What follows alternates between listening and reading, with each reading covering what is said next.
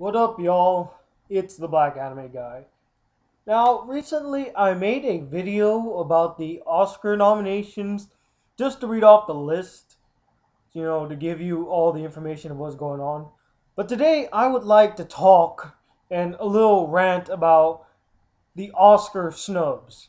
I recently was watching a bunch of videos by other movie critics and I just realized, wow, why didn't I look at that? I mean, I was the first one who saw the list. I guess I wasn't really paying much attention to the things that they missed out. I just wanted to know what was in there. That is why I didn't mention it in my first video. But now I will mention it here. First off, I want to talk about the whole Best Directors snubs. Now, two directors were not put in there, and those were Christopher Nolan and Danny Boyle. Now, I can't really say much about Danny Boyle because I have not seen 127 hours, but I really want to, and our freaking movie theater is not promoting it or whatever. They're not showing it. I don't get why. I mean, they're showing Black Swan, but they don't show this? Anyway, I can't really say much about Danny Boyle. But for Christopher Nolan, what the hell, man? Really? Yes, it gets nominated for Best Picture. It gets nominated for the technical awards, and it gets nominated for Best Screenplay. But really? No Best Director?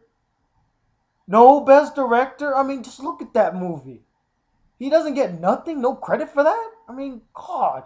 It's like they don't even appreciate his work anymore. It's like, oh, it's a popcorn flick. Let's just push it to the side like the other popcorn flick. What the hell, really? This is just a blatant disregard of such awesome work. And it's because of the Academy Awards not fully appreciating the greatness of Christopher Nolan that they have crappy movies that are being made still. Because guess what? They look at the crappy movies, but they don't see the great movies. I mean, come on, really? No Best Director. Anyway, I'm moving away from that. Let's move on to the next one. Best Animated Feature. When was it 3?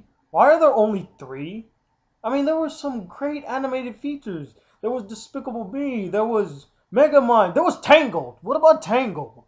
Did nobody care about Tangled? I mean, that movie was awesome. I mean, compared to the other Disney movies, this movie was awesome. And yet, there's no nomination. I mean, in all honesty, I know it wasn't going to win, but really, there's no nomination for them. None at all. I don't get that. I mean, at least give them the nomination. I mean, they might not win, but you recognize that, yes, this was a great film and it deserved this nomination. No, they didn't. It went down to 3, 2 of which we know, and then The Illusionist. Where'd that come from? I'd never heard of The Illusionist. I didn't even know it was out. It wasn't like, I don't know what to say about that. But How to Train Your Dragon and Toy Story 3. Those are the only ones. Now to get to the ones that really, really irritate me after I looked at it again. Freaking Tron Legacy was pushed out of the Academy Awards. Pushed every category that it should have been nominated for in the first place. Like, how about this visual effects? And can we talk about the score? The score, it was awesome. Daft Punk made that movie. Okay, I mean, it wasn't a great movie, but that score was awesome. Every time I hear it, I get pumped up. Yet they don't recognize that this was a great score. Academy, what the hell are you doing? Did you not even watch that? Did they not even look at it?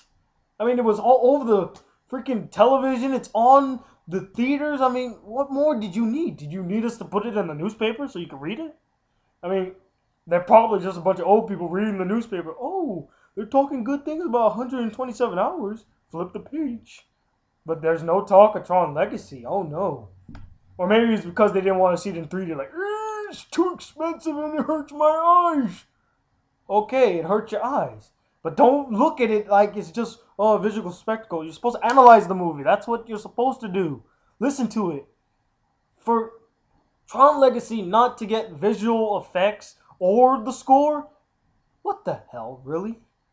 Did they not even care? And talking about original scoring and original visuals, or visual effects, I mean, Scott Pilgrim versus the World. I'm on the ideal that the whole world is just, the movie really is just a great title, or the title for that movie is just great, Scott Pilgrim versus the World, because that's exactly what it is. Scott Pilgrim is fighting against the world for recognition. It is fighting to get money is fighting to get nominations. He just can't seem to stop fighting, I guess. He's fighting everything. It's why? I don't understand. I mean, it was a bust at the box office. Yes, it was a great movie. Yet the Academy Awards don't even notice. And that's the one thing I don't get. The one thing the Academy Awards does is it will promote movies that weren't really, they weren't really seen like greatness. Like there was a movie by Cameron Crowe. Forgot what the name is, but it starred like Helen. Uh, I don't. Starred Kate Hudson, and that movie was a bust. Yet it was nominated for so many awards, and everyone was like, "Oh yeah, you're right. That was a great movie." I bet you if Scott Pilgrim was nominated for an award, people might actually go out and see it. Go out and buy it on DVD. No. No, they're like, no, Scott Pilgrim didn't exist. What are you talking about? There's no Scott Pilgrim. No, Edgar Wright only made 2 films, not 3.